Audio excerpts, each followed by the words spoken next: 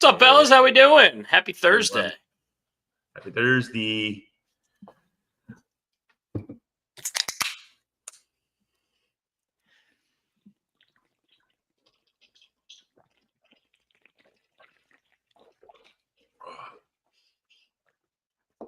Oh, man. I could hear you guys drink. I could hear it. I need to stop pulling like the coldest beer in the fridge to chug. I need to let it sit for a little bit. You gotta let it marinate a little bit. Why don't you pull your flux capacitor out of your air conditioner and sit them outside for a little while? Your flux capacitor. Hey, why don't you shut the hell up? Hey, you got it working, didn't he? Because it works. He might have ended the live stream, but he got his freaking air conditioning working.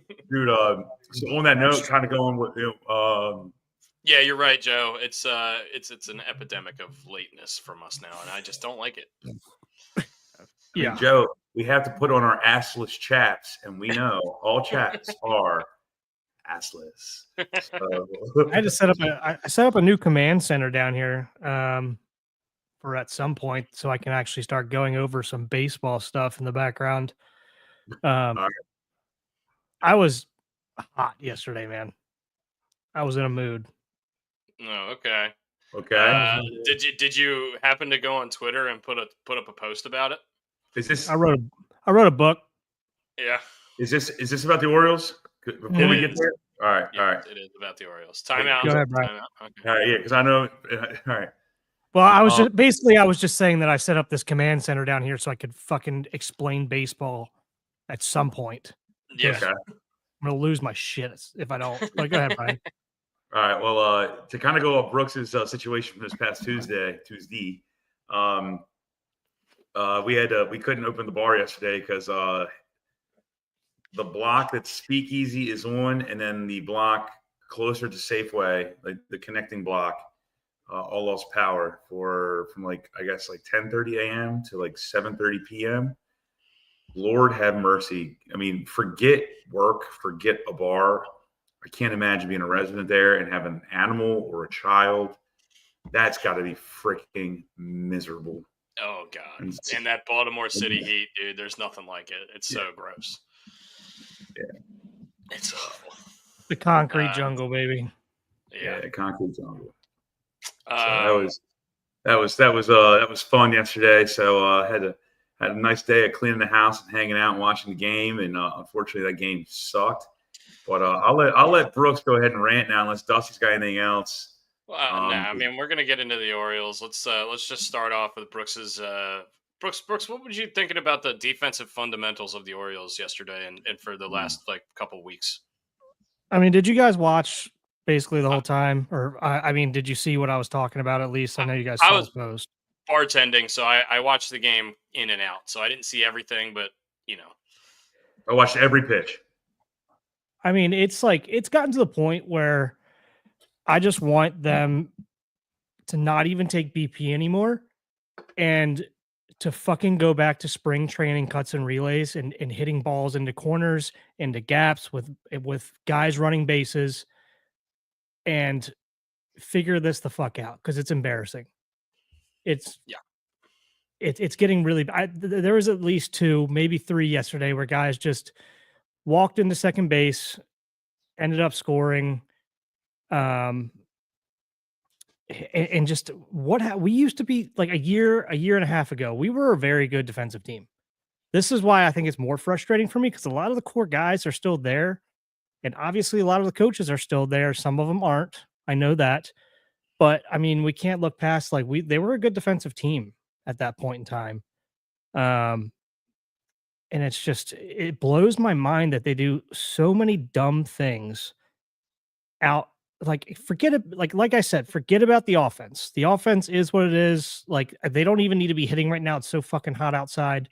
Yeah. Just hitting the cage, and sit in front of a screen and start doing some prep on some of this stuff. Because I mean, we give the pitchers a lot of shit here. Who wants to pitch behind that shit? Somebody throws to home plate and is absolutely missing cutoff. You don't need to hit the cutoff man. You just need to be able to give them a chance to cut it and stop somebody from going to second. Be on the line instead of the fucking airball mail, the airmail shit. It's just, And- it feels like some of these things would have happened in our high school. Sorry, if some of these things would have happened in our high school games, like our We would coaches be would have been out there running. the next day. We would be running for the first hour, and then for an hour they'd be hitting fungos into the outfield and making people do relays the whole fucking practice, and then you would run and talk more at the shit end. and talk shit Yeah. to you for being so Yeah. dumb. Yeah. Like it's I mean, this is stuff that is just mind-boggling because like hitting is very hard. And I understand it's streaky, but stuff like this is just mental stuff, and it's unacceptable, to be honest with you. It's embarrassing, and it's disrespectful to the game, in my opinion. That's why I think I was so pissed off about it. Yeah. It's easy stuff. Like Yeah. they know this. So Yeah, I maybe, mean, maybe Loyola- they just maybe We're they playing just Loyola saw baseball. maybe they just saw DeGrom pitching and they were like, yeah, he's shoving. We're not going to win this game anyway. Fuck it. okay, well, then And I that's get fucking that, good. and I No, get that, but you what can't happened think over the that way. Yeah. No, but I get that you can do that, right? Like that's Yeah. why you bring infielders in certain situations that you might not in other games, right? Yeah. DeGrom's gonna shove, we know it. But like Yeah. this has been going on now for way too long. And Yeah. Ryan was talking about it in his show yesterday, and I was trying to comment along. It's hard to like sit there in the chat and try to like explain yourself at times as well. Yeah. But I mean, it's disrespectful to the game. It's the way that they're playing it. It's like the outfitter just is like, fuck it, I'm gonna try and get as many assists as I can. Dylan Carlson's arm looked like a fucking rag doll. I hope that he either had sweat in his hand and it slipped, or didn't have a grip on it or something, because he looked like him and Johnny Cedric Damon. Mullins looked like that. Yeah, it was. It's I just think like, Kareem's skyhook had less arc than Dylan Carlson's ball through. yeah, and again, it's like going back to the pitching, like you're sitting there backing up home plate in a lot of these scenarios, or third base or whatever it is, usually home plate. And you're watching this happen in front of you, and you're like, what are we doing? Like as a pitcher, you're just like, fuck these guys. Like, what are we doing? Yeah. And I get at some points there was one ball that Ryan actually went over in his show yesterday where Mayo's going to try to make a play and it finds its way to the outfield and he's trying to get back. But it was the one that Gary kicked up the line. It would have been a close play if he had a perfect catch and a perfect tag. At that point, just fucking smother it and chest it up and keep him on first. Like stupid stuff like that. Like it's.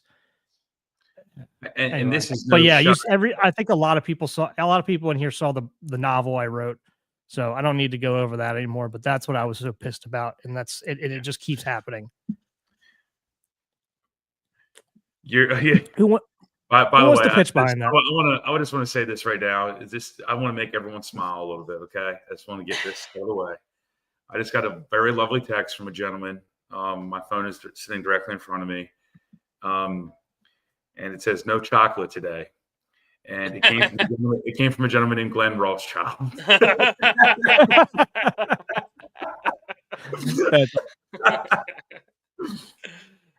Keep the but Brooks, funny chocolates in a different bag. I know. Yeah. Brooks, to your point, man, and it's very hard to, in Ryan Ripken's show, it's very hard to put everything out there in a chat room and whatnot. Antonio, how you doing, buddy? But this is our platform. We get to have a good time with it, and we don't even need to go over any of Ryan's stuff. And that's no disrespect to Ryan's show, because he does a great job. Those guys do a phenomenal job. Yeah. Dissecting everything. This is fundamental baseball. There is no need to show any video. This is foolishness. I don't want to shout at the rain any more than we already have. It's terrible to watch. You guys are 100% right. You should if we were in high school, we would be getting accosted for this. Yeah. In it's college, high school. We're getting even more accosted in high school or in college.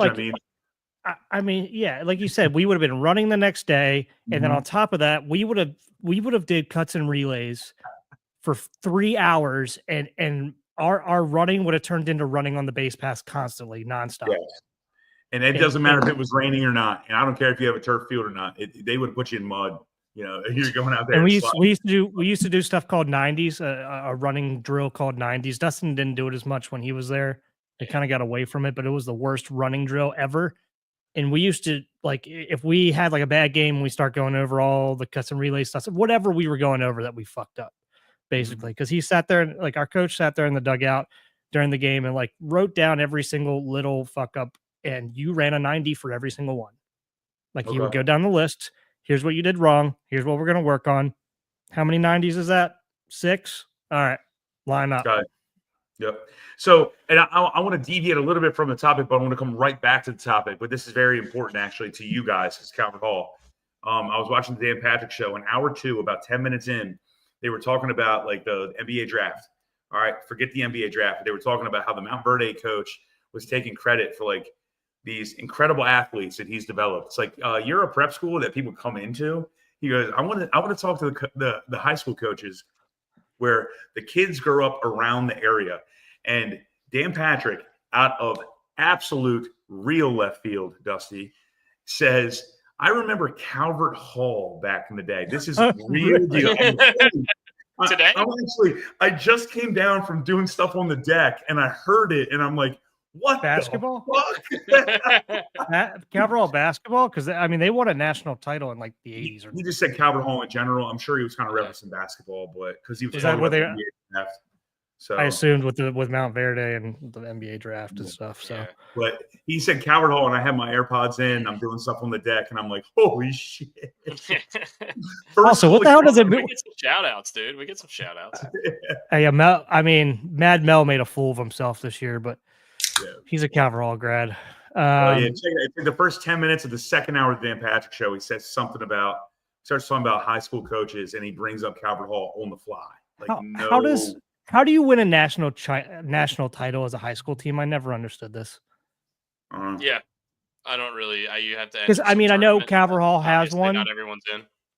Calvert Hall has one. Calvert Hall has a couple in a couple different sports, and I know those Florida destination schools, IMG Academy, Mount Verde, and all that stuff. He actually brings up IMG Academy, how they sold it for $1 billion. Yeah. So it's like that's a preparatory school, right? Yeah, and it's for everything now, but I think it started as like a tennis school because I think John McEnroe might have had a hand in that. No, I think it's Nick Bellateri. Nick Bellateri. Is that who it is? It's a tennis player though, right? That started it. Yeah, I'm pretty sure, but could be wrong there. But with the name, regardless, they do everything now, and they like to hype up their national championships, and I think St. Thomas Aquinas does as well. St. Thomas Aquinas, yeah. And I'm always like, how do you give yourself a national championship? Was there a tournament you needed to be in? Yeah. I still don't really understand it. I remember Brooks always said that when I said in my senior year, we went down to Florida and played the reigning quote unquote national champions in baseball. And Brooks was like, what tournament did they win to crown themselves the national champions of baseball? Were they just like, so were we national champions my junior year when we were 33-0 and we beat all the Florida teams down there when we went down there and played? I have no idea. I don't understand how that comes about.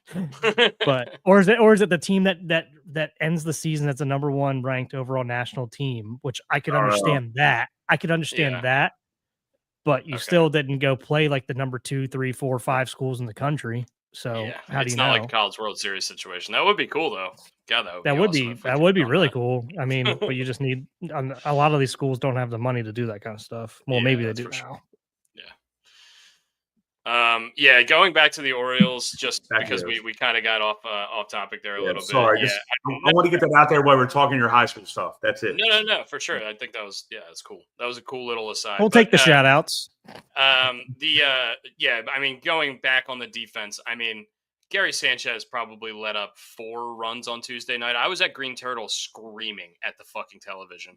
I was so angry because he just could not catch any balls at home plate. He was letting balls by him the whole night. Runners were running no matter, like they could just steal immediately. Corey Seager. I won't give him all that hate. I won't give him all that. Thank you, Brooks. I won't give him all that. And also, Batista is slow to the plate, but that's what I mean. All that other stuff I'm behind you on, but the stolen bases I can't give. The balls that bounce in front of the plate to have that spin on it. And Brooks, you know this that much. I mean, the balls that bounce in front of the plate, 1, that's a bad pitch, duh. But then 2, the spin. How much spins on it? How far is it going to kick to whatever direction it's going? Not going to fault him there. I'm also going to give him credit where credit is due. There was a pick he made that I don't know how the fuck he actually What was that? Where did that come That from? was crazy. Yeah, because that was after he had already let up 4 runs. Yeah, I know. I was sitting there like, what is he even trying that for? people were still like on Twitter, like giving him a bunch of praise for like the 3-run dong that get us back in the game, and I'll give him credit for that as well. Yeah. But we need to go back and see how many runs that were his fault before that. And I think it was least about 2. 4. I think it was about 4. One or 2, but Oh okay. my God, it was so bad. But Ryan, I'm with you. If a ball bounces in front of the plate, no doubt it's the pitcher. Like that's just a fucking spiked ball. But I mean, if you're a lot of these balls you're trying to bury or at least get close to it, and they know that and they know it's coming. You gotta, I mean, you've worked on this stuff your whole life, and I'm okay. Like you're gonna miss them at times because they do hit rocks or have weird spin or whatever. But I mean, balls that are hitting behind the plate are a whole lot more to smother and just keep it in front. I don't care if they advance, or anything like if a guy's going like first to third, or at least like have it pop out in front of you, so you know the guy is gonna think twice about taking the bag. Like it didn't even look like he was trying at times. Like that's probably what pisses me off more. Yeah. Yeah, I mean, it was so frustrating the whole night. And then there was another throw to the plate after Gary had already bobbled or bungled one, and the run came in. I'll address this in a second. The next play, Gunnar gets the infield's playing in, and there's a short, like a ground ball to Gunnar, and he's got plenty of time. He's just got to collect himself and throw it to the home plate, and he does this weird Gunnar thing where he just slings it, and it's not even close, and it goes right by Gary, and people are yelling at Gary at Turtle. I was like, that was a fucking horrible throw by Gunnar. That was just a bad throw. Well, it didn't go by Gary. It went to the wrong side. It went to wrong side of the play. Yeah. I don't. And it was. That's not. It was like not. It wasn't chest high. It was on the ground. It was bad. It was down to the right. Yeah.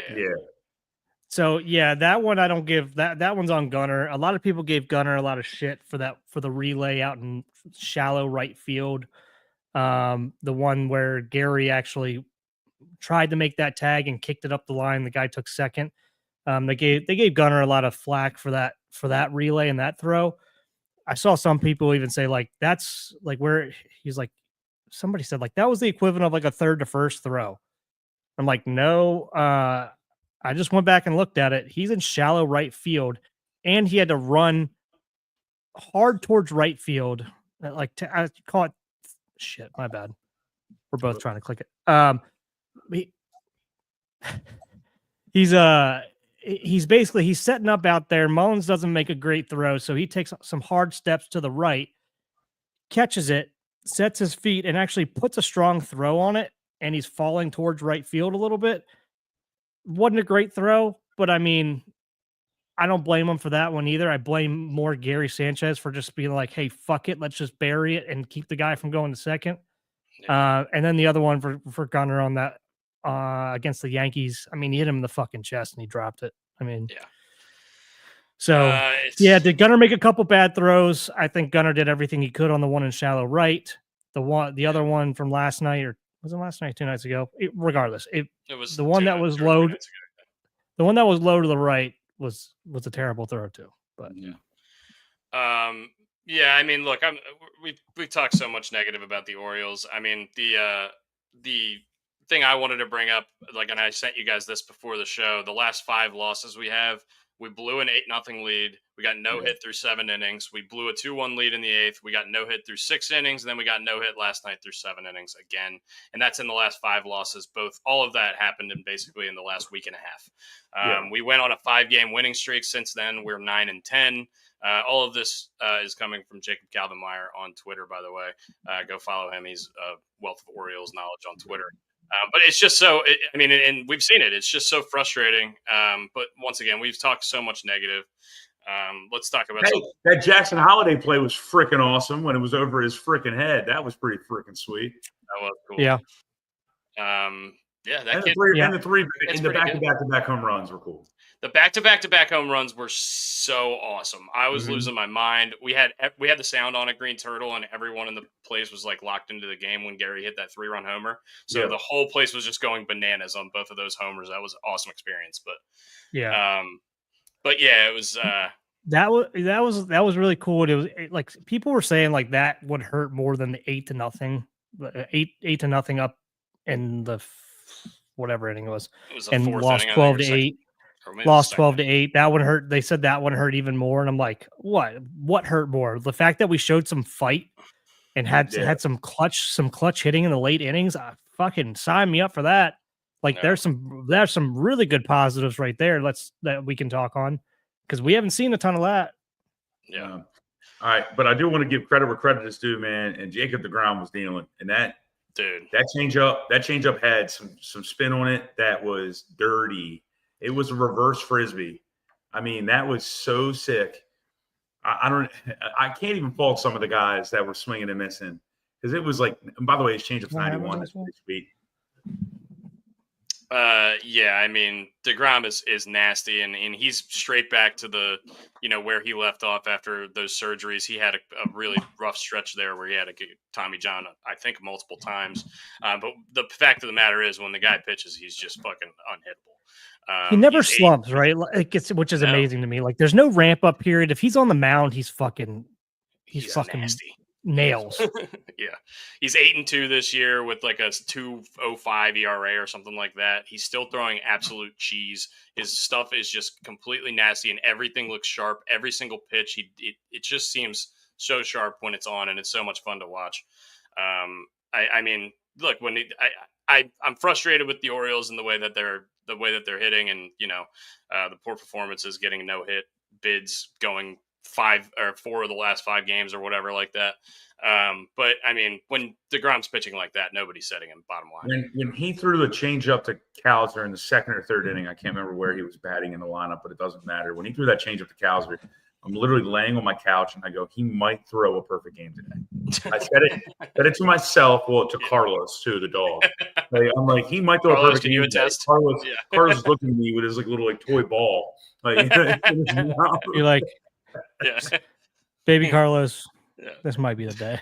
He drops the ball out of his mouth, and it's just like, oh, is it? I'm gonna go make a meal over here because we're gonna get fucking shit on over here in TV. Yeah, that like when a guy's going like that, you're kind of like, man, I hope we get lucky and find a barrel and one finds its way over. I mean, that's really all what you're hoping for at some point. And there were some hard hit balls against him. Just they found gloves. Laura says we got DeGrommed. Yeah, we did. We got DeGrommed a little bit. I mean, I think everybody gets DeGrommed. Getting DeGrommed. That dude is. What would have been if he could have stayed healthy? Let's get a little quick aside here to talk about this. This is my buddy Nick Pellegrino. I went to college with.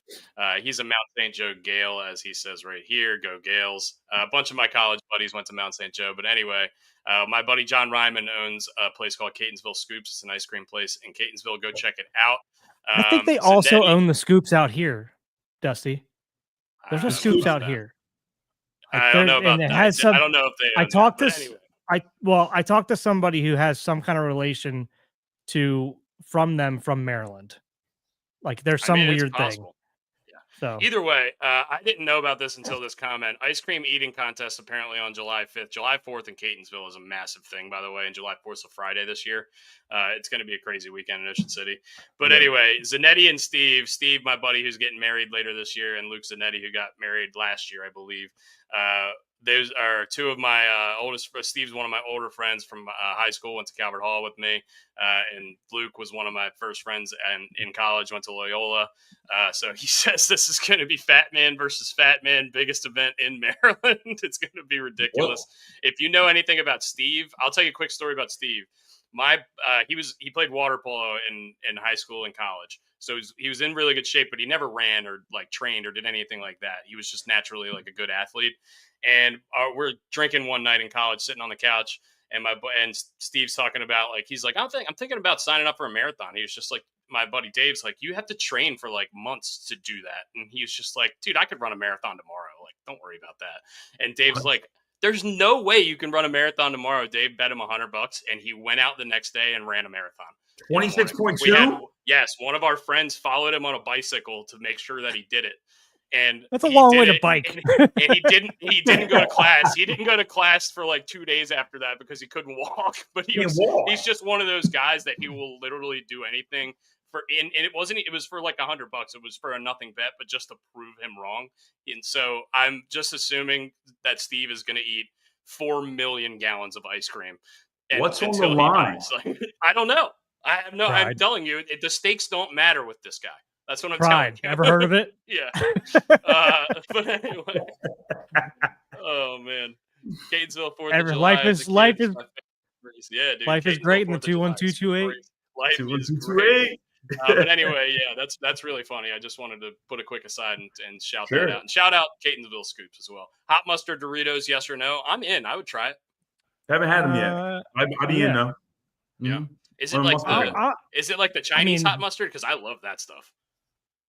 I haven't seen it yet. Is this like coming out? Has it come out yet, Joe? Let us know. I I'm don't in know. on I mustard. would I'm in try. on mustard chips right now because we discovered this honey Dijon Yeah. kettle chip last year Dude. during vacation, and They're so like we good. can't have them in the house because I'll eat the whole bag in one sitting. They're Yeah. so good. By the company Kettle, I think. Yeah. Yeah. Kettle. I mean, a Mm. ton of really good chips. They have a peppercini chip that I like a lot too. But yeah, anyway, that I can't say enough about those chips. Antonio says we had our state softball tournament this Oh. weekend. We won the bronze medal. Hell yeah, Antonio! Congratulations. How long will we see before we see Sam Basayo up with the Orioles? Honestly, September. I don't know. I think September too. I it's think gonna it's, ma- a lot it's- of people. It's going to depend on where we're at as a team. Yeah. Like we said on the last podcast, I think a lot of people had this misconception that he's catching a lot of games in the minor leagues, and he's just not. He's only caught like 17. Like Brooks, I think 17 games. I was going to say This 10 year. or 15 games. So yeah, I know it. Like it seems like the immediate answer with Gary Sanchez struggling behind the plate, obviously. And you see all the but you Twitter have to posts every remember- single time he throws anybody out, so it Yeah. gets even more magnified. So Yeah, so Yeah. you just have to remember, like Basayo, yeah, he could come up and fill our catching problem for a month, but this is not a guy with a ton of catching experience, and he could come up and very well look just like Gary Sanchez behind the plate, and we don't want that at all. So yeah, I don't know how long before we see him. I think we'll definitely see him this year. I think it'll be later in the season, and I don't know. It could be maybe after the deadline if we move a couple guys and we want to get him some time. I would think that would be the likely scenario, but my I mean, thought we're is still it's going to holding on depend. at this point, right? Yeah, The American League's so weird. my point is where are we at when we get to like August, September? Are we still in a playoff chase? Are we trying to make a run at it? Because if we are not, I think we definitely see him. But if we are, and Adley's back and playing well, and God forbid Sanchez get behind the plate again, I can't do it with him. But that's tough. honestly, Trump looks pretty good behind home plate at the moment. I'm not saying like he's a solution, but I guarantee you, as a pitching staff, they'd rather throw to him. His name, Trump. Chadwick the Crab Chomp. It sounds like I don't know. It sounds like a cartoon like noise sound effect. I don't know what it's funny. To Yeah. me. I just sent you boys a photo of Antonio from his softball outing. You guys I did. I pull it up. saw that. Yeah, it looks awesome. Yeah. Man. He looks so happy out there. He on looks first so base. happy. Yeah, he looks so happy, man. And the team looks great too. There's a bunch of other photos on Antonio's Facebook page. Looks like a great team, and shout out to Mr. Russ. I know he's very, very heavily, associated with that. So awesome, guys. Awesome. Hell yeah. Any we more? can I got update one other thing on the Orioles before we get past them. Do we got anything else on them? Well, yeah, we never talked about the Westy injury. We never talked about Mountcastle going to the 60-day. Do you guys have any thoughts on that? I mean, it looks like Westy's coming back. Did he? He didn't play last night, right? He played last night. No, he did play last night. Okay. He played last night. I mean, Yeah, last night was well, his I first mean, night back. I mean, what are your thoughts going to be? I mean, if anyone says positive, I mean, then you're lying. So it's like, yeah, it Yeah. sucks. It stinks. Yeah. Like, that's the thought. Yeah. I mean, Westy was he only missed what 3 games, if that. 3 or 4 games, yeah, something like that. I'm fine with that. He didn't break his hand. I'm sure it scared him. It sounded like it scared him in his press conference afterwards. Like he thought it might have broke. So glad it didn't. Mountie is surprising because this is a hammy, right? Yeah. And they really painted this to be not serious. But I mean, hammies, like I said, hammies are another one of those things like the core stuff. that are kind of a delicate thing where you don't want to bring them back too early. And honestly, I like Mayo at first right now. And I want to I don't think we did on the show yesterday. I texted you guys after the show. We need to give Mayo his props a little bit because he's playing a damn good first base at the moment. Yeah, he's playing a lot better. He's improved both defensively and offensively. It feels like he's having better at bats too, right? Yeah. I mean, and he's, this mounting thing has given him the leeway just to plug and play him at this point and let him try to get comfortable out there. And it looks like he's starting to a little bit. Yeah, here's your opportunity. Deal with it. Yeah, and he's doing a good job so far. I know he did not do a great job at third last year, hitting and defensively, but this is it sucks for Mountie. We all love Mountie. We see the writing on the wall at this point, especially now that Mayo's kind of getting the everyday reps at first, and I'd rather have him at first than O'Hearn at this point, which is weird to say, I guess. Because we all thought Mayo was terrible defensively, no matter where we put him, but he's really kind of owned this first base role. So this is kind of cool to see. So I hope he runs with it. Super athletic guy and a big guy. Like it seemed like he was moldable in terms of the defense stuff, but we just hadn't seen it. So are the Orioles turning this podcast into like the Simple Plan podcast where we all want to jump off a roof or something? It's tough. It is tough. It's not fun. Not that much fun being a Nose fan at this point. You know what's really fun is we get to face DeGrom again in like a week. Yeah. Sweet. This little stretch would have given us a nice little boost in the wild card standings if we could have taken the series against Texas. We're going to Tampa, coming back against Texas again, or we going to whatever. We're playing Texas again. Yeah, we're going back to Texas. Yeah. Okay. And then we got a couple tough National League teams with Atlanta, who's starting to get a little hot, and the Mets, who are obviously still fighting. I think first. They're right there. They're right around it. Regardless, they're in the play. Struggling. They're not struggling. Atlanta, they're struggling by their standards. Oh yeah, because how 5 games below 500. Well, I think that's because how they started the season. They're hot right now. They lost I think 9 of their first 11 games or something like that. And Acuna's getting hot. Acuna is white hot. That's a guy when we start talking about around the league a little bit. I want to start talking about guys around the league, and this is as good a time as ever to do it. Let's talk about him because we've been skewing negative a lot on this podcast, and Brian said it before we even went on air. He was like, "What positives can we take?" We got to have positives. We got to have positives. The Orioles are going to make us go negative. Let's not do it. We're positive. We're positive. One thing. Let's end the Orioles on a high note. Oh, here we go. We're going negative again. No, on a high note. Let's end the Orioles on a high note. Okay. I'm intrigued. Do we? Starting pitching is still pretty damn good at the moment. Am I wrong? It's been good. Charlie's still. He gave up what 3 earned over 5 or 6 innings, went 100 pitches. We still have over the month of June one of the better starting pitching staffs in the league. Not gonna say the best, obviously. We do. Our bullpen and our starting pitching still has blow-ups, but we're seeing some improvement. We're seeing a lot more consistency. Brandon Young last night really didn't look that bad, to be honest with you.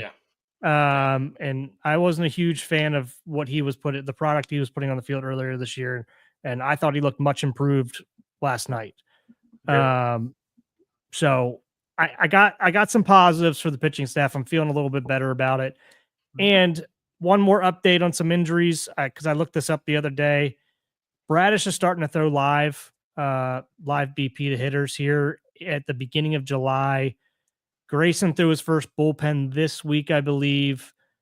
Tyler Wells threw his first bullpen. When was it?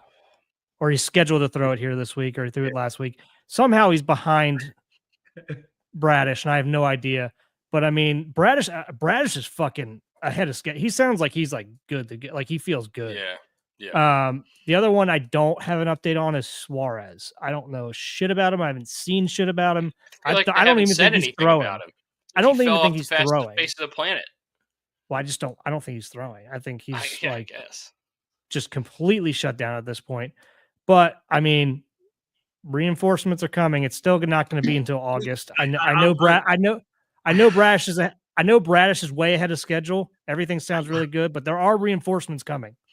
We say the same shit every week. Reinforcements are coming. Well, guess what? A lot of the hitting reinforcements just showed up, and we got 0 fucking runs in 2 of the last 3 games.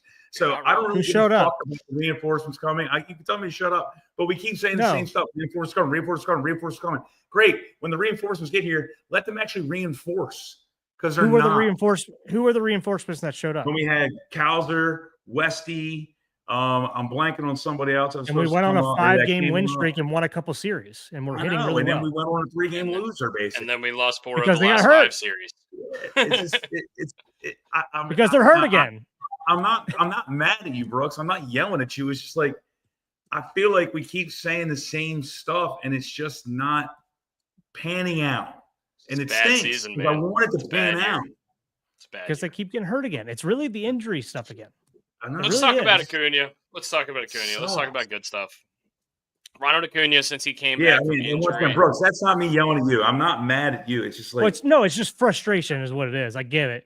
Because it's absolute frustration. It's frustration because like you said, these guys come back, the reinforcements come back, and we start fucking winning and actually hitting the ball again. We put a couple double-digit numbers up on the board, and we're like, fuck yeah. Like, this is what we were looking at. You know what I mean? And then Adley goes down, and then Westy's down for 4 or 5 games. Mateo made his debut in the minor leagues last night. Not that that's a huge thing, but we said the same thing about Urias last year, and he had a huge boost last year, and he still is. Cowser finally got back. Thank God for Ramon Urias. Somebody else. Mountie goes to the 60-day DL a week or 2 ago. It's like you get a couple back, you lose a couple. It's like, what the fuck, man? 2 steps forward, 3 steps back. I will say this. I was very intrigued at how the ball was flying out of the yard 2 days ago. Like, guys were hitting fly balls, and it was going, and the wind, there was no wind here. I have no fun. Is that the heat? Dude, it's got to be the heat because I'm telling you what, I've hit some pitching wedges further than I've ever hit pitching wedges in my life these last few times I've played golf. The ball is just flying. Because Urias hit that ball to right field, his home run, and I'm like, that's a pop-up.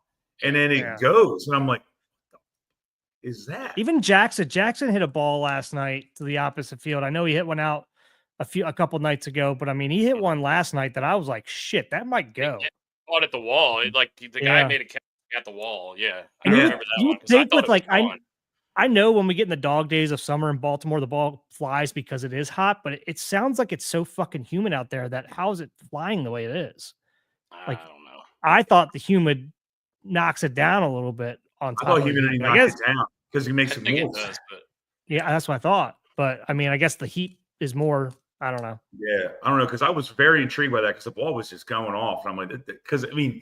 We've watched enough baseball. Nice. We've watched enough baseball that like you can basically see if a ball's going to go out based off the bat. You know, you had to have the camera turn around. Or the way it sounds. Yeah, or the way it sounds. You're right. Yeah. I'm like, that ball's a pop up. I'm like, holy shit, that ball went out of the park. Like, what the fuck? So that was weird. That was weird. Yeah, I couldn't believe that either. Yeah. Going around the league, though, and once again, Brooks, I'm not yelling at you, man. That came off like I was yelling at you. I promise. No, it's frustration, man. Like, that was me last night. Like, God damn it. Here you go. Here's some emotional support for you, Brian. Yes, Roger. We need you. We need you, Raj. We need you, Raj. But, yeah, I mean, again, skewing positive on the Orioles before we leave. The pitching, I'm happy with the pitching at this moment. I know there's blow-ups, but I mean the consistency's getting better. Everything's coming down. You feel like you can count on them a little bit more, and then you fucking see the defense. But the pitching is coming around. Like what Ryan said, it's frustrating because these guys come back in reinforcements and they get hurt again. But when they're all together, we saw like 3 games there in a week where they put up 10+ runs. Yeah. But you just can't keep them on the fucking field. So potential is there. You need to put that nugget on a shirt for the next merch drop. We might. It'd be a good hat. The Roger McNugg's hat. You can redo it like this. Just Roger McNugg's. Going around the league, get angry, just point at the nug. Ronald Acuna Jr., since coming back from injury, has 107 at-bats. He's hitting .383 with a 1182 OPS, 9 homers, 18 RBIs in just, I believe, 30 games, something like that. Something like that, yeah. Ridiculous. Putting up ridiculous video game type numbers, the stuff we're used to seeing Ronald Acuna do. Obviously, he tore his ACL for the second time last season, just starting to come back now. His other ACL, right? Yeah, I believe he's torn Oh, I both can't of remember. his ACLs now. Roger McNuggets is the savior of positivity. Absolutely. I love that. Other guys around the league I wanted to note. I was also Ronald Acuna committed to the home run derby, which I thought was really cool. So we're going to see Ronald Acuna in the derby. That was almost a foregone conclusion given the fact that it's in Atlanta. So. Yeah. I mean, they were going to have somebody in it, him or Olsen or somebody like that, or they've got a lot of guys there that are pretty good at hitting homers. Also, I saw Bobby Witt Jr. Has committed to Team USA for the World Baseball Classic next year, which is awesome. Love that guy. Would awesome to have him. I'm seeing some baseballism stuff coming out for the World Baseball Classic here, and I like it. The World Baseball Classic is awesome. It's awesome. So much fun to watch, dude. I love it. We got to do a live podcast during one of the USA games, without a doubt. I'm super proud. Yeah, I mean, one of the most electric moments in baseball of the last 20 years was Adam Jones. Robbing Manny Machado's homer in that game. That was unbelievable. I still remember. I think it was it Tyler Clippard on the mound, and I remember because he was wearing glasses, and he literally goes like this, and you can see him just go, "Oh my god!" But yeah, it was just absolutely electric. And the call was amazing too. Yeah. So while we're on the topic of merch, and I know we're going to go around the league a little bit more there, Dusty. So I really enjoy. I keep getting updates on social media and stuff. The July 4th hats, I kind of dig them. That like light blue hat with the American flag and whatever logo your team is. Yeah, looks pretty decent. Yeah, looks pretty decent. Yeah, I usually like when the MLB tries those kind of things. By the way, did you guys notice when we were playing Tampa the other day, or maybe it wasn't us playing them? Tampa was playing the other day, and they were wearing old school Tampa Bay Devil Rays uniforms, and they were sweet. God, I miss those. I just missed the game. Those are great. Yeah. Going around the league again. This kid from the Brewers, they just call him the Miz. Yeah. Yo. Mizorowski. He pitched against Skeens yesterday, and it was fucking appointment television. This guy throws absolute ched. If you haven't seen him, he throws a lot like DeGrom. He honestly looks a lot like him in his mechanics too. But this kid, he had an 80 grade fastball. For those of you who don't know scouting for baseball, for whatever reason, scouting, 20 is the worst, 80 is the best. And he had an 80 graded fastball coming into the draft, and it is panning out because this dude hits 103 and paints it.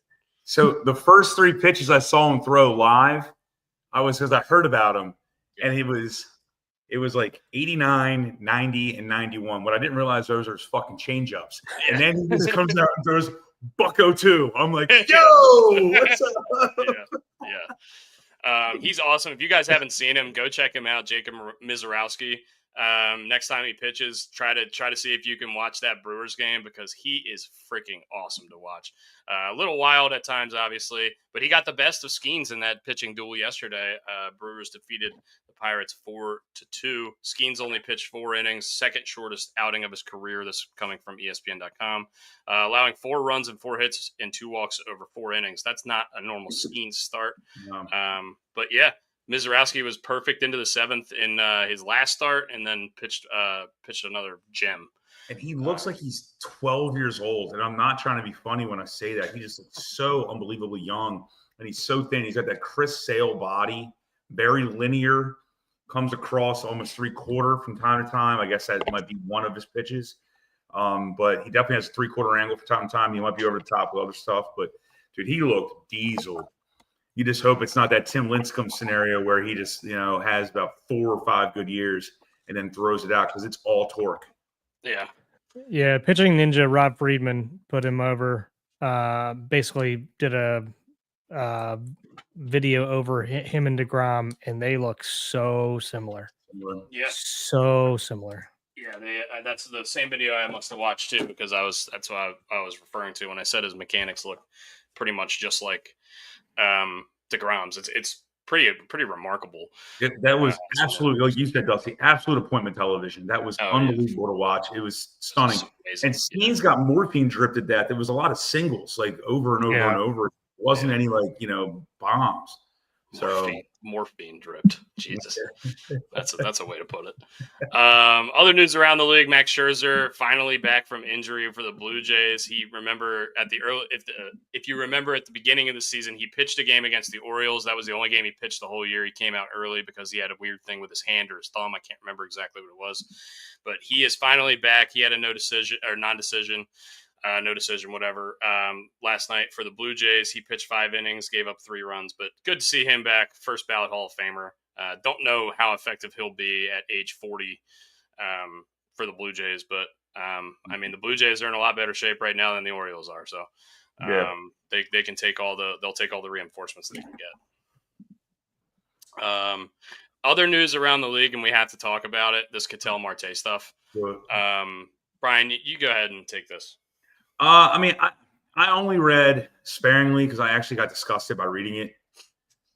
Ketel Marte was batting, and there's a fan who, I guess previously, per the White Sox, had an incident and had been warned about it or had been kicked out from a game prior.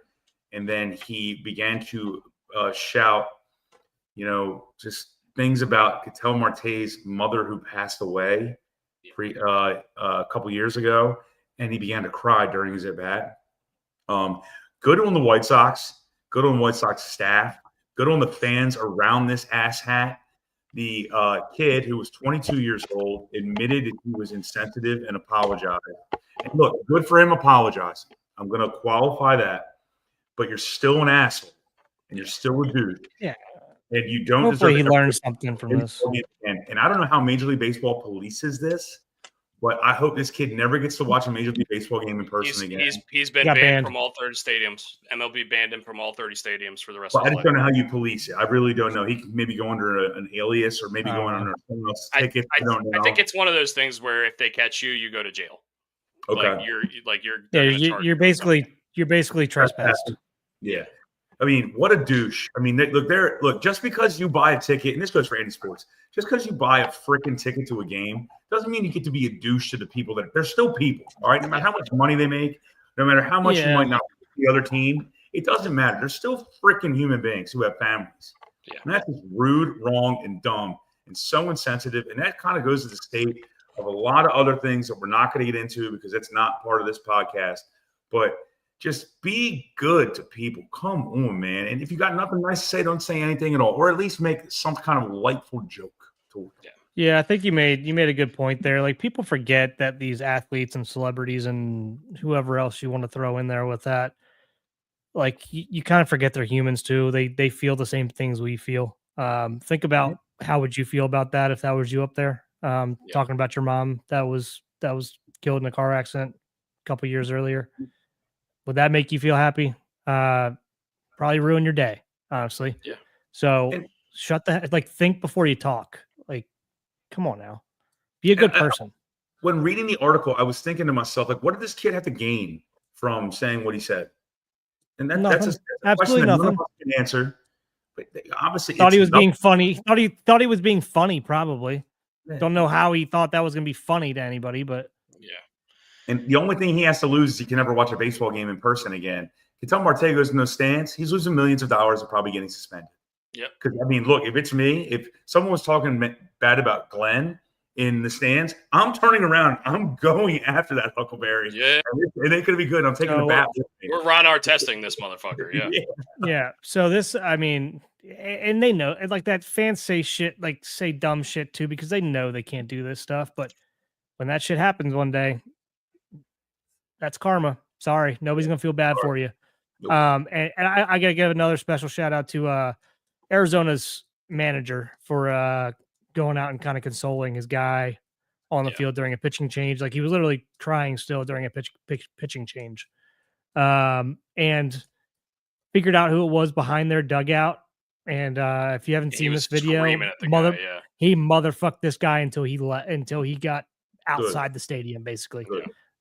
Terry Lenovo, I think, is the manager's name. Yeah. Yeah. And good for him. Screw And you know what? I'll give a special shout out, even though this guy made a huge mistake and is a huge asshole here. Kudos to him. Hopefully he meant this apology. I'm glad he came out and apologized for this. Obviously he should have, but you don't see it a ton. So hopefully this is a mistake. And I mean, this is something that could change your course of your life, right? I mean, he could, be a great human being here for the rest of his life and realized how shitty of a comment that was. So hopefully this is something he can learn. Yeah, hopefully this is something he can learn from. So kudos for him coming out and apologizing, and hopefully he meant it. Yep. Anyway, moving on. Yep. If Brooks puts it more eloquently than I do, I get animated and fired up because I'm just going to come after you all day. But damn it, man. How about Derek Queen getting traded or getting taken in one of the worst NBA basketball trades I've ever seen in my life? Okay, we have to talk about the NBA draft in general. Yeah. All right, one. I want a Stephen A. Smith mute button from ESPN. Dude, why is he always yelling? Why is he always yelling? Why are you always shouting? He has a microphone. You could talk the same, just like Brian says, like a lot of people say. Just because you're talking louder doesn't mean you're right. Shut the fuck up. Make your point. It just makes you sound more dumb. This is coming from a guy who's loud. All right. So I understand. But he just starts screaming about stuff and uses all kinds of words that no one knows. The human vernacular all of a sudden expands when he starts talking. Yeah. Or lexicon, whatever the hell the right word is. And the draft, we got to get these kids hats that fit. Let's go there. I mean, it's stupid. I mean, they're putting the hat on and it's like this. All right. And then they make them wear the hat for advertisement purposes or merchandise purposes. And then the best part is, look, I'm going to make a point here. If I had a that's a shame segment on Thursday, I would, but we don't. These kids work so hard. I don't care if they're a senior or a freshman. They work so hard to get their moment, to be on stage with the commissioner, get that photo. And if you were wearing a Charlotte Hornets hat, but you already know you've been traded to the Portland Trailblazers, that's unfair to you, right? Come on. Can we not get this? Can we get a hat that has like a spindle and it just like gives you the team like right there that you got traded to, right there live? So that's unfortunate. I gotta shout out. Yeah, I gotta shout out Pigtown here. I went off in Kevin and Zach reacts last night because, as I said at the beginning of the show, I was in a mood. There's a troll in there that's been there for a couple of weeks now, and I wasn't having it last night. And I pulled Zach into it a little bit too about telling this dude how bad I was going to embarrass him, and then he stopped talking. I feel kind of bad about it, but hopefully he's gone and stops bullying people in the fucking chat like an asshole. Just because I saw Pigtown pop up in here, so I wanted to give him a shout out. And by the way, Pigtown, anytime I watch Gary Sanchez now, I swear to God, I think of Pigtown. I can't stop myself. It is just so. I'm thinking, like, is he clothed? Is he not clothed? Is he holding a baseball bat? Is he beating the shit out of a piece of wood? Like, what's happening? Yeah, Joe, you missed a good one last night. I was usually I let stuff go, but I went for the throat on this one and wasn't going to stop until he left. So yeah, or they kicked me out, one or the other. Don't feel bad. He's been fucking with you for months. Yeah. By the way, there was a guy that looked like Zach behind home plate yesterday during the game. I mean, first row, right behind the dish. Fully clothed and complaining on Twitter. Oh man! If you guys aren't aware, Pigtown is Gary Sanchez's biggest fan. So.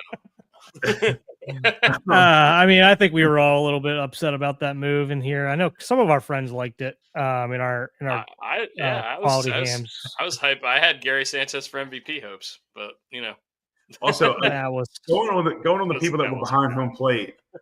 On the people that were behind home plate, on the game that we won, there was the game we lost 6-5 in extras. There were two fans. They were 2 rows behind the dish. There was a guy in a Texas jersey, Totally Farm Rangers jersey, and there was a woman sitting next to him wearing toast. like Oh, a the toast thing of hat? toast, a I toast saw hat. that. And I so saw that. Texas toast. we kept looking. Wearing toast. And I'm like, why is she wearing a thing of toast? And then like in Actually- the 8th inning, I'm like, Texas toast! Holy shit, that's awesome! That made me laugh pretty good when I saw that. Well, I was so confused when you said wearing toast. I was Wearing like, toast. Actually, how does one wear toast? I don't know. I'm thinking like, why is this woman wearing a loaf of bread on her head? This makes no sense. And then the 8th inning, I'm like, fuck me was sideways. it a woman? I thought it was a guy or a kid or like a teenager. Or It was a something. woman, a blonde-haired woman, was because it? she ended up going to the game the next day, and they were sitting there as Oh. well. And she was blonde-haired. She just wore normal clothes. Oh, But man. I'm like, what the fuck? That's great. That was that. Well done. Well done. I mean, you caught the tater on that one. Laura said that troll was an ass. Don't feel bad, Brooks. Love that. Got some people on your side here. Brooks. Yeah, he straight up like I can deal with negative Nancy's. You can have like your own opinion, but when you start calling people names and like bullying people, like he even went after Laura at one point last night, and I'm just like, I was already in a mood, so like I had enough. Yeah. I had had enough of this guy for probably about a week now, and I hadn't said anything, and he said some shit to me, and I was just like, "Good one, dude, cool." All right, now. And last night was not the night to fuck with me. Okay. So, all right, fair enough. Now I have questions. Okay. What kind of bourbon were you drinking? None. So completely sober. Didn't even have a beer yesterday. Okay. Never go after Laura, please. Ever. What was the comment that set you off? Like the trigger one? Like he just comes in and he's just like a ray of fucking negativity. Like this team is trash, blah, blah, blah. And he just talks shit to everybody else. And every time you make a point, he's come at me a couple times. Like when I try to like say, make a point back to him and say like, hey, here's like, think about this basically. Like, well, I don't agree with that. Like, and I'm okay with that. You don't have to agree with me and we don't have to have the same opinion, and you can think this team is trash, but like, he's made this comment to me a couple times. He's like, you probably haven't even played organized sports. Have you even stepped on a field? And then I saw on the last one, he went after our boy Jason Moore, who was looking for a kidney. Whoa. He basically said like, oh, I play baseball. Have you ever played baseball in your life? And I was like, okay, let's look this guy up. Pulled up the Google machine. And I'm like, this guy plays fucking men's league in Fort Wayne, Indiana. And I guarantee you he hasn't played any high school baseball. Yeah. So I invited him down to Carmel if he wants to get his ass embarrassed sometime. That string tickle said a lot of other shit too. That string and then he went after walks too, I'm sure. I guarantee you. Yeah, and I'm like, you probably tell people you play semi-pro ball in men's league, don't you? Yeah. You're that guy. You're that guy that got cut from you played JV ball but couldn't make varsity. Huh? Yeah, you're that guy. I can see your father shaking. I still play baseball. I still play baseball was the quote. You still play baseball? Where you play baseball at, dude? Okay. I haven't touched a ball in 10 years and I'll embarrass your ass. See you at ESPN Zone. Oh man. Are those still a thing? No. Oh, that'd be sweet. Those things were last time Dustin and I were was in a ESPN Zone. What's it? Feinstein was in there. Feinbaum. No, Firestone, right, Roy Firestone or Firestone. Yeah, Roy Firestone. Yeah. He was in there. Yeah. He was in there, and our dad has some connection to him, so they were talking, and he like signed autograph for us. Yeah, picked down that dude. That dude made me lose my shit last night a little bit. Fired Brooks up a little bit. Anyway, let's talk about this Derek Queen trade, by the way, just because I want to talk about it. I know we're not a huge NBA podcast. I didn't know he got traded. So did he get traded like as he was on stage? No. So here's what happened. The Atlanta Hawks traded the rights to the pick, and then the Pelicans took Derek Queen. What was involved in the trade was the thing that was shocking. So Atlanta moves down 10 spots And in order to move down 10 spots, or in order to move up 10 spots, the Pelicans had to give obviously some incentive. What they gave them was the 2026 unprotected first-round pick swap with Milwaukee.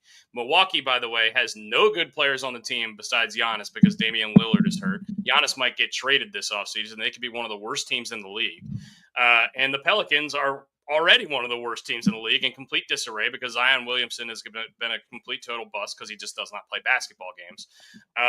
So he was pretty good at the end of last year, like half of last year, right? Didn't he play half of last year or something? That's the story of Zion Williamson. He's there for 30 games. I'm asking questions because I don't know. No. Yeah. He has been good when he plays, but he just doesn't play. He played a lot of games last year. I want to say he played like 60. Yeah. Like it was like the most I saw on Twitter was like the most amount of games he's played ever, right?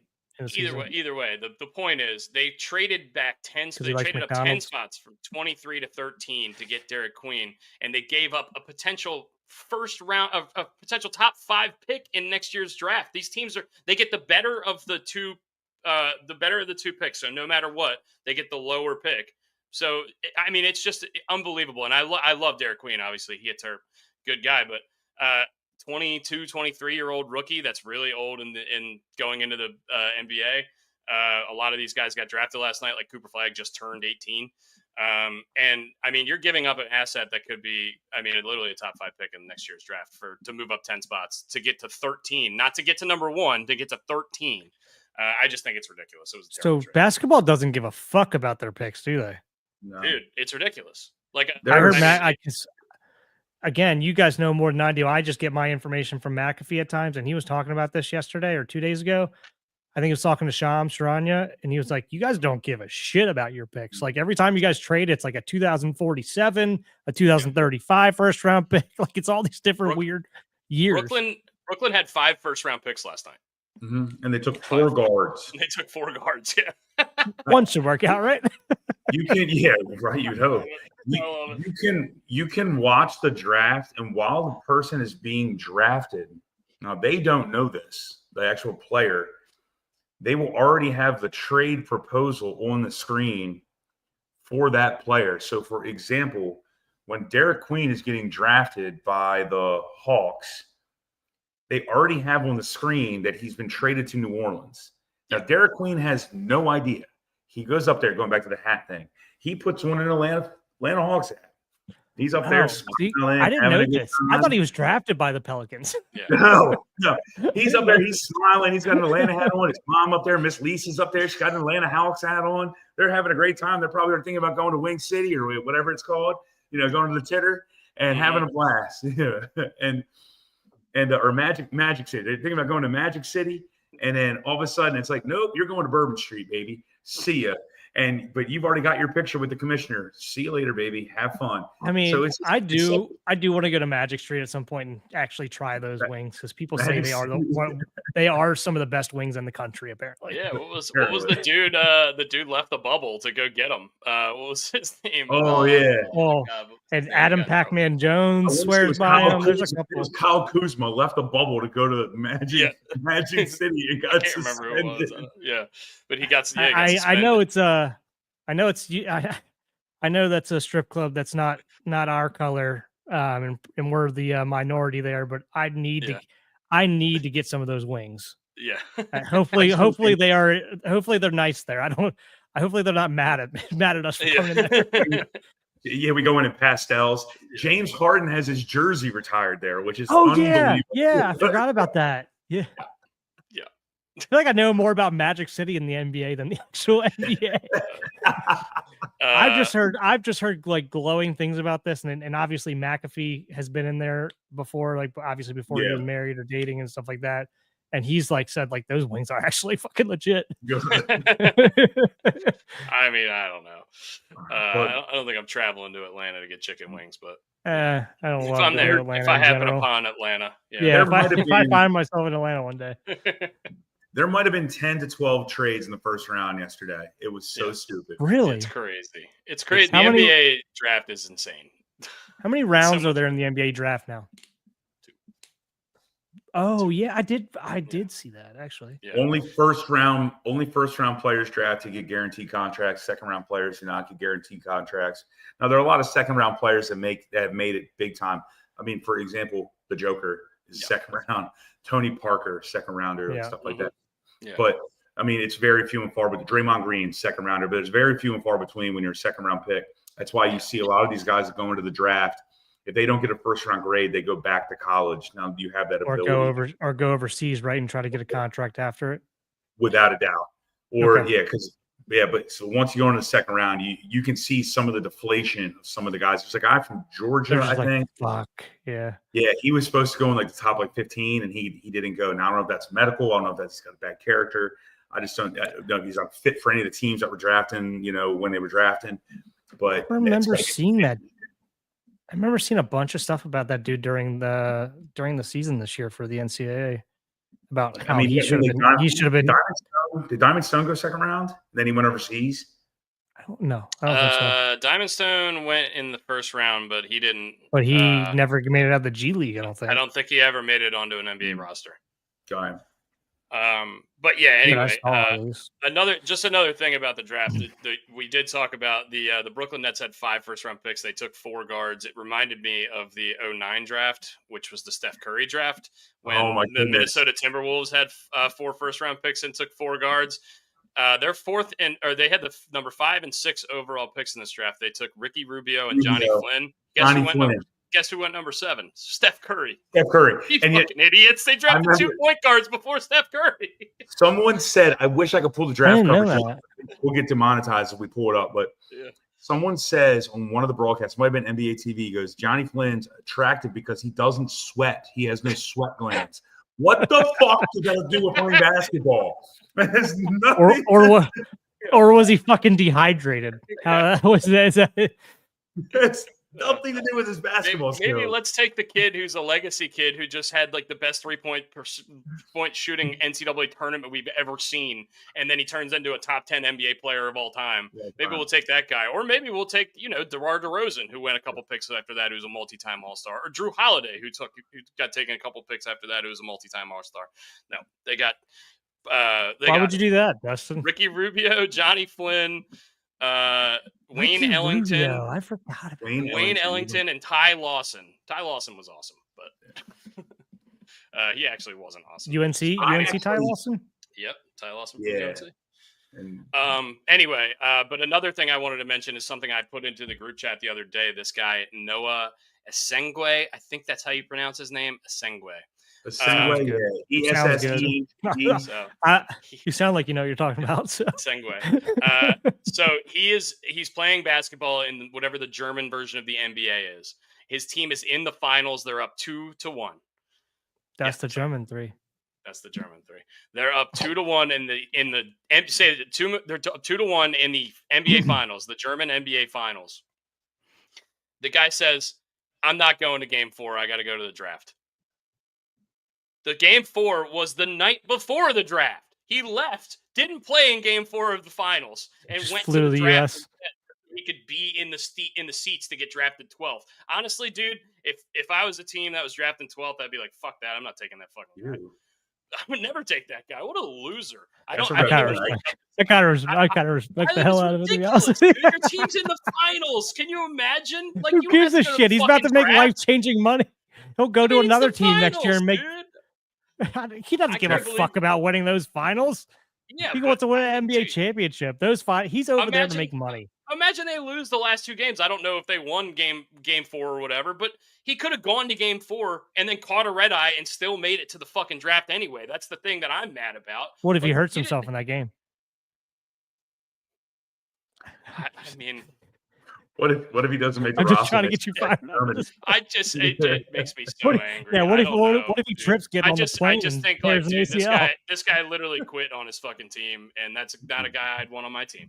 You know what I mean? So you're doing the NFL NCAA thing, which I don't think is fair there. I kind of agree with the dude. The NCAA I kind of don't agree with, to be honest with you. I dug the number 15. They don't give a fuck about an overseas championship. I don't give a shit. Oh, great! We're making money. Yeah, you won the Stroganoff Cup. They're like, trying. sweet. They're So, going there Dude, to make imagine some money being- to get better to get to the NBA. Imagine being on that fucking team, though. How bad would you be at that guy? I got you. I'm sure Dirk Nowitzki will They come probably over don't care either. I hate to say it to you, unless that's their favorite team growing up and they're from over there. I guarantee they don't give a fuck. take the unless they- Dusseldorf team. I can't believe Unless, you like- guys had this reaction to this guy. I'm mad at this guy. I don't like him at all. I could give a shit less because the only reason that league exists is because they can make money off these players because there's no minor league. There was no minor league for the NBA for a long time, and there's basically just the G League. So Team They Hop could have a chance Bratwurst to- lost. Team Hop Bratwurst lost in that game. They lost Yeah. the cup. I can't Um, agree with you there. The NCAA stuff, I feel a little differently about, but Anyway, I like the Asian guy who flew from China thinking he was going to go in the second round, but sat in the stands. yes, Antonio. Yes. Sat in the stands and got drafted 15th overall. He's like 7'2". His head is the size of 2 Bruce Bochy's. It's unbelievable.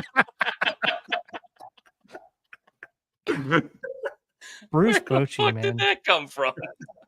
The size of 2 Bruce Bochy's. Dude, How is Bruce Bochy still managing and Ron Washington had to take a leave of absence? Dude, Bruce Bochy looks like he is laboring to go take the pitcher Yeah. out of the game Yeah. when he goes out to the mound. Takes dude. 20 It's minutes. brutal. It's brutal. I think like they need to start sending the pitching coach out to do the changes. He actually looks better now than when we played them in the in this playoffs the other. What if he came out on a rascal? He had the George Costanza rascal, and his call to the bullpen's a or something. I mean, you don't have to like do a mound visit to get your guy ready. You just got Bruce go out there. Bruce is like, I'm making a pitching change. I'm Do you want to send the catcher out there? Give him a little time, a couple extra throws. Nah, he'll be all right. I gotta show you guys something while we're talking about old managers. I have to show you guys this. I saw this yesterday on Twitter, and I think it's hilarious because it's Tito. Terry Francona had a boat seat installed in the dugout at the Awesome. very tip of the Awesome. dugout, so that he could That sit is there and watch the sweet. game. It's like I mean, you see he's that, playing it's like- chess, not checkers. He's it's playing like they chess, put like not a thing checkers. where they put a flag in and they installed a seat for him. I just thought Oh it's the most Terry Francona thing I've ever seen in my life. And I maybe just had that's to how bring he it up. can Yeah. he can get his pitches out. If he casts with his right hand or casts with his left hand, he can get the guy. Yeah, Yeah. one since we're on the topic, Terry Francona is 100% playing chess, not checkers. There, that is amazing. That's Right on. fucking Amazing. second. Man, the Reds are going to be buyers here. Dude, They're they're good. they're playing well. They're good. They're going to be buyers here at the break, I think. Mhm. And I agree with you. They're This is playing- Tito's. This is Tito's first season, and he's already got this team that we've been saying for 3-4 years now. Like they've got the talent. I could see them winning this division all of a sudden. I could also see them finishing last. And now Tito comes in there and he's just rights the ship right away, man. That dude is a great coach.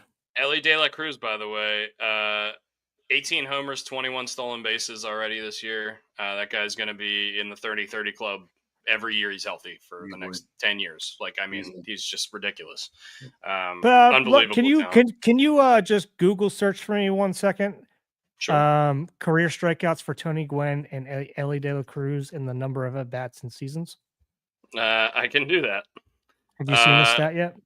I've seen this, but I have to look it up because I don't know it off the top of my head. Tony Gwynn struck out 434 times in his 20-year MLB career. Ellie De La Cruz career strikeouts number 4 years. is in 4 years is, hold on 1 second, Baseball Reference. How many strikeouts? Where are we at? Okay. High fours. 451. 17 Tony more Paxton. than Tony Gwynn, and that is in 3 seasons. 2.5 MLB seasons. By the way. Two and a half MLB seasons. Another great Tony Gwynn stat. Yeah, He's and great. I'm in Brian's phone. I'm in Jeff Blauser's phone as Tony Tony Gwynn. Gwynn hater. Fun fact: Tony Gwynn rarely strikes out. You're still in my phone and man. will remain in my phone as the Tony Gwynn hater because you didn't put him in your all-time lineup. It's so dumb. But he was in DH him, wasn't he? He was in the lineup, wasn't he? Oh, No, he was the first guy on the bench because I had Ichiro in right. Ichiro. All right, you know what, boys? We need to resurrect this one next Thursday. I think we revisit this. All-time lineup? We revisit an all-time lineup or an all-time Orioles lineup or an all-time 90s lineup, something like that. So, I think we revisit this. The exercise that we did was the best players we've seen. So it wasn't any of the guys that played in the, So we couldn't take Mantle or something like that. Yeah, exactly. So we did. Why don't we do 90s? Unless you guys want to do 2000s. Only 90s or since the 90s? Either, yeah. Either I'd say I like breaking it down by decade. Well, that's cool. You want to do 90s and then the next week we can do 2000s and then the next week we can do 2010s or something like that? That's cool. Maybe that'll be our Thursday thing next week. Yeah, that could be a little segment for us there.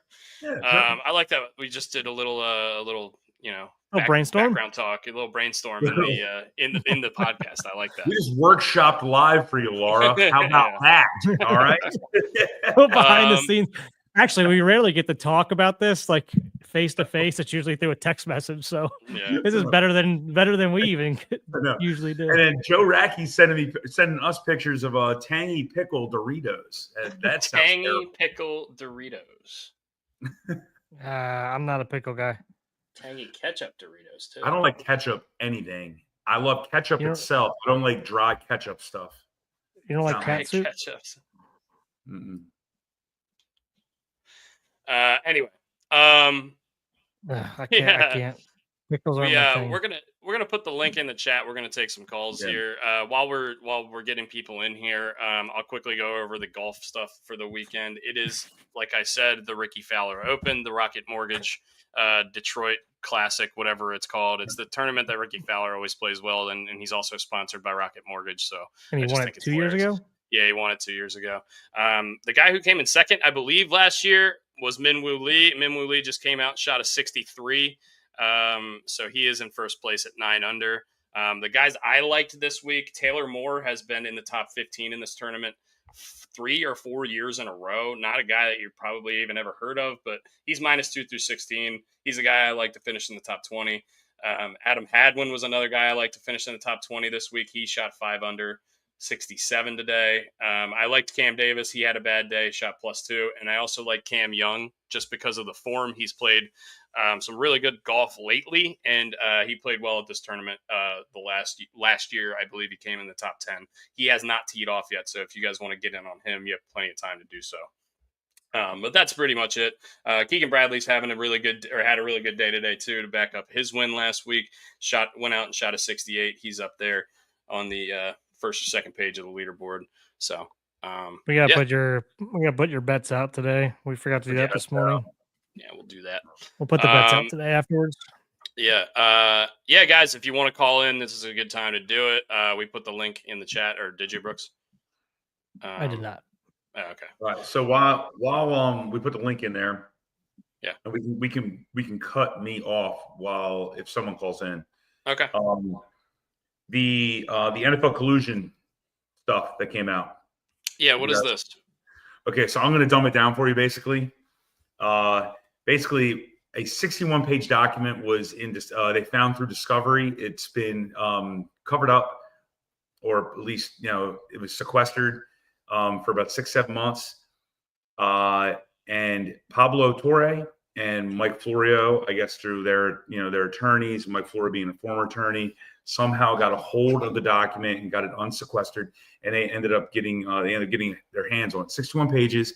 Basically says the NFL colluded, the owners and the NFLPA and the union all colluded to make sure that no one else got the Deshaun Watson style guarantee contract. They have text messages, they have emails, they have text and emails between not only. Did they release them to the public yet? No, it's not released to the public, I don't think, but there have been excerpts of them put out on Pro Football Talk. But to dumb it down, they basically wanted to make sure no one would get the Deshaun Watson contract. There are owners who were texting other owners saying they were very upset with Jimmy Haslam.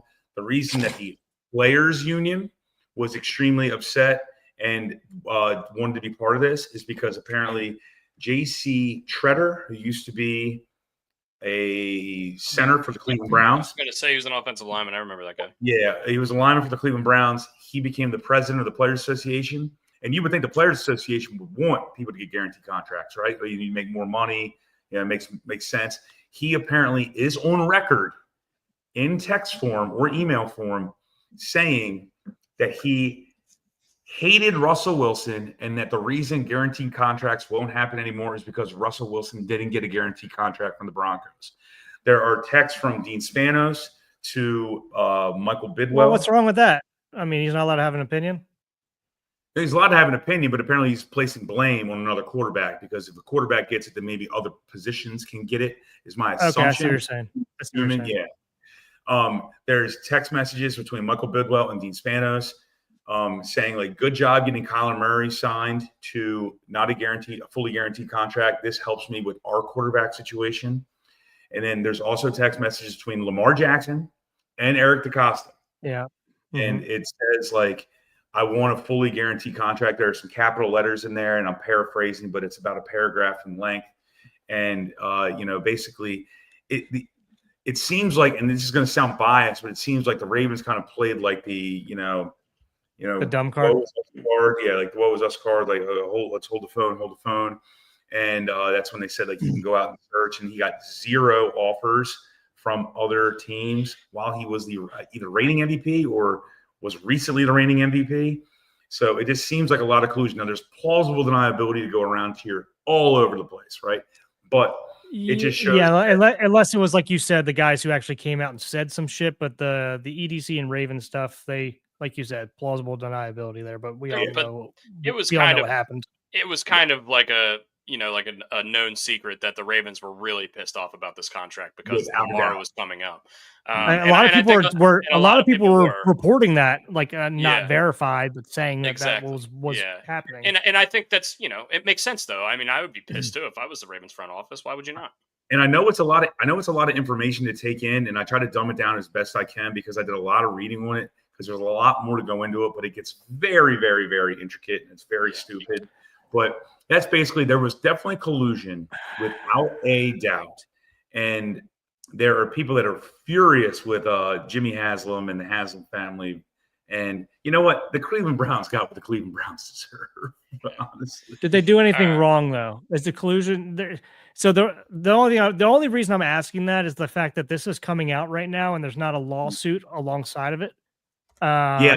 Must be that there's a loophole or something that they did is technically not wrong. What Florio said is that at some point or another, they're going to find someone's going to find some way to sue. And also, once the findings were found, but then sequestered, and I think it's sequestered the right word where they're hidden, like the documents are hidden. You have to go to law. You have to go to court in order to get them out. Whatever. They were hidden, and you had to go to court to get them out. Anyway, they had to go to discovery. They had to pull discovery. So right when the documents were filed and the NFL found that they were in trouble, Jeff Pash, the attorney for the NFL, put in his resignation for like 6 or 8 months from that date, which was in like March or February of this year. So this is interesting too. They found out that this was going to be there, and at some point or another, it was going to come out. And Jeff Pash is going to take the blame, he's going to take the heat, and he's already put in his resignation. This is interesting too because about 2 months ago, the NFLPA started firing and laying off a ton of people as well, and I didn't know why because you can sit there and look at the NFLPA and say there's a lot of people who get paid a lot of money. And they employ a lot of people that they don't need to employ. I looked at it as, somebody finally got in there and realized how useless all these people are. I think this might have something to do with it now that you're saying it. So, and apparently the union has something to do with this as well. That's why the unions, it's like they're all in bed together. And normally the union and the NFLPA are in like this field, and then it's the NFL in this field, and then they butt heads. But in this one, it seems like they're all together because it seems like they're all in bed together. They're all in the mud. So I wonder if that the head of the NFL, because I haven't read up on this as much as you have. I'm probably going to be doing that here over the next couple of days because this watch stuff's the Dan Patrick Pablo Torre Okay. interview. It's about 20 minutes long, and Pablo Torre does a much Who better job. who is Pablo Torre again?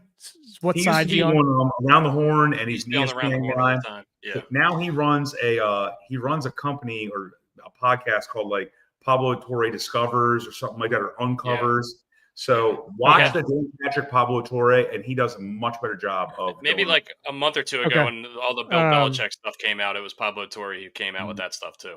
Yeah, which was super weird. Pablo Torre found like documents of erectile dysfunction. Not that we need to get into any of that, but it's like he finds. I hate guys like this. No, he actually takes no pride in it. He was digging into that the woman that he's now engaged to or whatever, and that just like, came up in the documents. Yeah.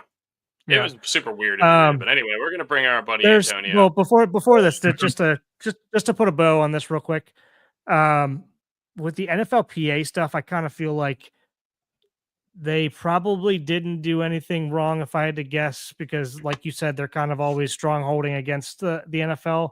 But I do think there is something there where because all the NFL players hate the NFLPA, to be honest with you, because they don't think they do their fucking job. And I kind of feel like the NFLPA probably got roped into something here and was like, yeah, were we meaning to do that? No, but these are incriminating text messages or documents or whatever they found. And that's kind of my final thought there, but I am going to look into this a little bit. This is interesting. Do some listening and some reading. It's pretty good. But Antonio, here we go, baby. What's up, dude? Hi. I'm doing good. What's up, buddy? I'm doing good. How you been? You have any questions for us about the Orioles or anything like that?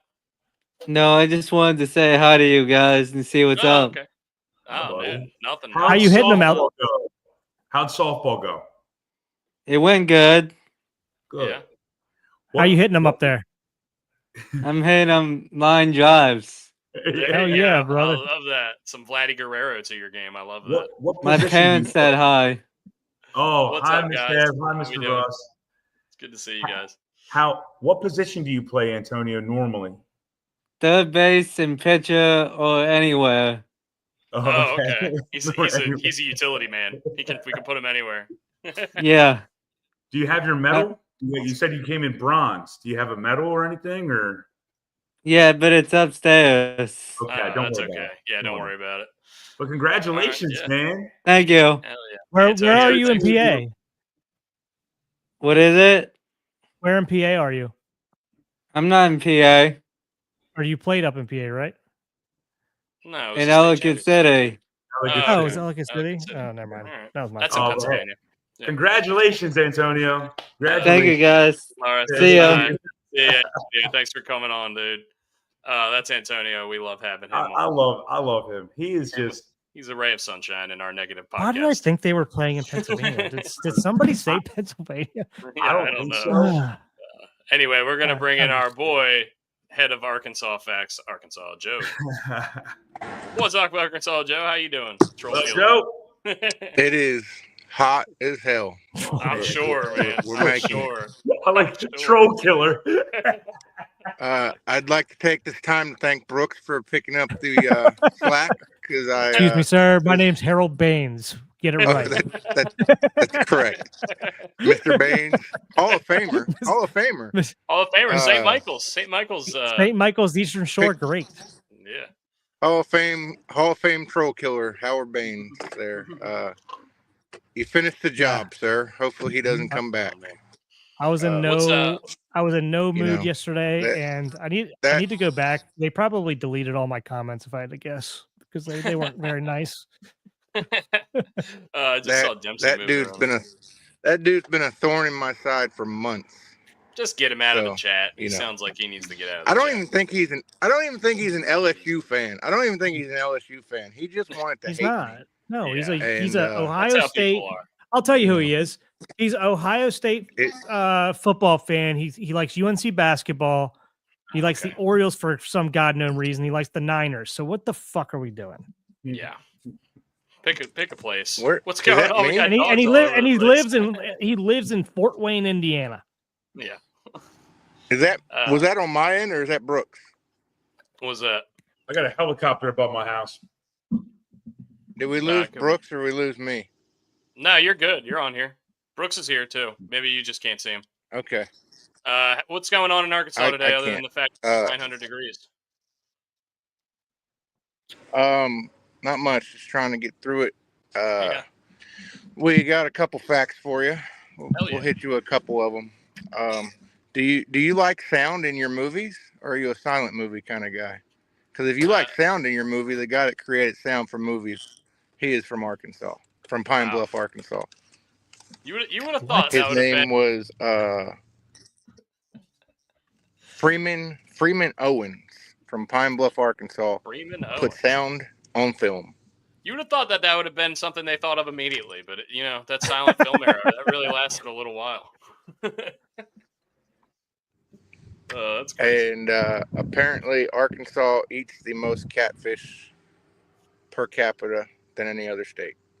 I can see that. contribute? How much do you contribute to that? Not enough. Not enough. No Do you one like else- it? You like catfish, but you don't eat it much. No one else likes it, so I don't get out to get it enough. So, Yeah. Is, I haven't had Is catfish in a Cajun- while. is Cajun food? but when it's cooked right, Arkansas? yeah, there's some. I'm That's not a it's hot mostly guy. I'm not barbecue like a over spicy. I'm Oh, not a you don't big like spicy spicy? guy. I can't handle it. I'm a pussy. I'll admit it. there. Fair enough. But yeah, there's a place here called Eat My Catfish. They have, I think, 8 locations now, and it's pretty good. Hell yeah. It has to be cooked right to be good. So I've had it a few times. If it's done right, it's good. Yeah. I mean, I And feel, like I'll some, get- I feel like Louisiana would be like the I'll get cod catfish out. capital. yeah, it's I would think, but look, apparently Arkansas per capita eats more catfish. Yeah, yeah. Every year I play the Ed Reed golf outing. Ed Reed from Louisiana. His entire family comes up and cooks catfish in hole number 10 in Mount Branch. Oh, really? Mm-hmm. It's good. It's awesome. Yeah. What Yep. are you eating right now? What are you shoving in your face? Pizza. Pizza. Nice. Pickled Doritos. He ran You to the tried? store and got the pickled Doritos. Did you try them? Did I try them? No, I No. haven't tried them. No, I but those might mustard have already. ones. I think I'm that's- intrigued. Something they bring back every so often. I think I probably tried them once, but I'll tell you what. The- Hot mustard Dorito sounds pretty freaking good. I would definitely Yeah. try that. this store happens to be out of it because usually they're on that little roller with the pickle and the ketchup, and they didn't have any, so they must be good, Yeah, they must be selling I out. guess. Selling like And hotcakes. yeah, the only ketchup chips I like are the Hers ketchup chips. Those are good. I like I don't those. know if I've Those ever are had very any other good. ketchup chips. The tangy Doritos I've tried those. They're not very good. Hmm. The Hers ketchup chips are very good. The ketchup chips are more of a Canadian thing, and they have the all dressed chips up there too, which are really good. Yeah, obviously, I'm the resident Canadian fan on this podcast, as Brian would say. So, I did bet on Adam Hadwin, Canadian, and he had a great day. So, I anyway, mean, he doesn't anything. He's the Canadian version of Harrison. You guys ever seen Goodfellas? Yeah. Yeah. a million Right. times. Yeah, Remember when he goes helicopters following me? Yeah. You got Foxtrot above you? There's a helicopter circling my house right now. I don't know if I'm getting got by somebody. Dude, Yeah, you don't want Foxtrot's around. Foxtrot is around. You need to get out of there, dude. Yeah, I call yeah. it the ghetto bird here in Baltimore. There- Yeah. there was helicopters over my house last night too. Maybe they were looking for us together. Oh, or shit. something. I All don't know. right. Well, I must have there's said a something lot Gary Williams really on the All bad. Furniture Podcasters. I There- must have said something there's real been bad a- last night. There's been a lot of air activity over the house lately because we're close to the air base. So Yeah. probably Uh, coincidence. It's probably coincidence because they do a lot of training, but it's still I kind think they of do in Missouri you as out. well. I think they do in Missouri as well, but that's where the That's where they got The launched from. the largest C-130 base is in Jacksonville, so the Little Rock Air Force Base is 6 miles from my house. So they're always in the air, but it just seems like they might be a little bit more in the air lately. I don't know. Did you? It would make sense. How was the show last night, man? Did you stay for the whole Cool. show? Oh yeah, we need to Dusty? get into that. Did you stay for the whole the show? Ballyhoo show. Yeah. So I didn't get there till late. I only caught like the last 30 minutes of it, but it was it was awesome.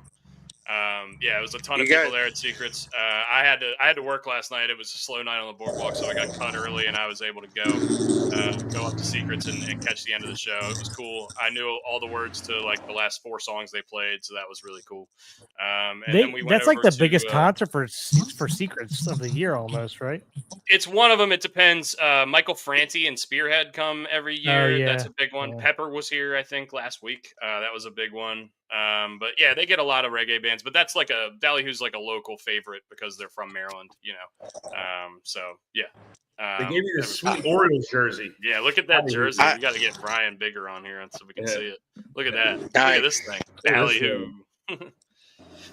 I Yeah, and they got they got the Ballyhoo ballpark here. It's pretty sweet. that is that's a cool. Sweet jersey. Yeah. I don't know what this says. I don't even know what this says. Maryland Beach Beach Rock, and it just looks the Oriole Yeah. bird with a different logo on it. Yeah. Oh, with the Ballyhoo, saw them- Ballyhoo logo. saw them in their infancy. When I was in high school. So that would have been I, s- 98. 98. I saw them in. Sorry, go ahead. What did you say? Yeah, 98 in Riverside in the community center. They actually opened for my buddy's band. Oh, well. That's insane. I saw them Who, at Kyle Looney's in Stowers? College Park. Yeah. Their lead singer looks just like Kyle Stowers. The only thing I could think about for the last 30 minutes of the show was Kyle Stowers. But yeah, anyway, I saw them at Looney's in College Park probably 10 years ago. Anyway, Joe, thanks for coming on. Get back to work. Enjoy the heat, and we'll have you back on soon. Give us some more Arkansas facts. Go check out Arkansas Joe on Twitter, Instagram, wherever you can find him, guys. Absolutely. And Joe, take care of yourself, big dog. We're trying, man. Hell yeah. Day by day, brick by brick. Day Giddy by up. day, baby. Hell yeah. We're Another day trying. above ground's a good day. That's all- We'll see you, Joe. That's all Thanks, we can man. do. Appreciate you. Dog. All right, guys. That will be the last call, and I believe we don't have anybody else here queued up. Guys, thank you for joining the show. And we have a lot of live viewers today, which is really cool. So yeah, go check out Arkansas Joe on Twitter. Thank you very much to our supporters, Laura, Randy. Obviously, I'm missing people. A bunch of people who just Antonio. A bunch of people who come in and talk to us all the time. Where's Big the town. resident? Where's our resident pirate at? I haven't seen him today. Yeah, where is Paul? I wonder what he's doing. Ahoy, Paul, if you're listening. Ahoy! I didn't know we had a pirate on the team. There's a pirate on the team. There's a pirate on the team. What? Uh, One of the other things I wanted to bring up, I keep forgetting to bring up, but we've been posting about it. If we get to 2,000 subscribers on YouTube, we're on the hunt. We're trying to get there, trying to surpass that. Once we get there, we will do an in-show happy hour, power hour. We'll have some kind of a ticker up on the board. Think of your old school power hour, just minus the music video or music from college. But we're still going to be taking a sip or a shot of beer, whatever. If we want to make it official, it's got to be a shot glass of beer, but I think we can get by with a sip probably we'll figure it out. every minute. So, there you go. Oh boy. Oh boy. Maybe we'll start it and end it with a shot too. I could taste that. I don't like Fireball at all, by the way. Sorry, unless you guys want to And- sponsor us. Unless you want to sponsor us. I'm off today, so I get to enjoy myself a little bit as I'm doing stuff around the house. So Hell yeah. That's a good day. You don't have to go outside to do stuff around the house. now the only thing I got to do is, unfortunately, I have a comforter and I have a front loading washer and dryer. Mm-hmm. But when I put my UGG comforter into the wash machine, it gets so heavy it just derails it. Yeah. So I got to go to the laundromat down the street. I've never used a laundromat in my life until the last 2 years. So I had to go there for like an industrial size fucking washer. So do you stay there the whole time, or you just leave it for an hour and come back? It's right before I got on the podcast, I put it in for an hour and 25 minutes. So it's okay. Yeah. It's done. You just got to go get it. Yeah. Cool.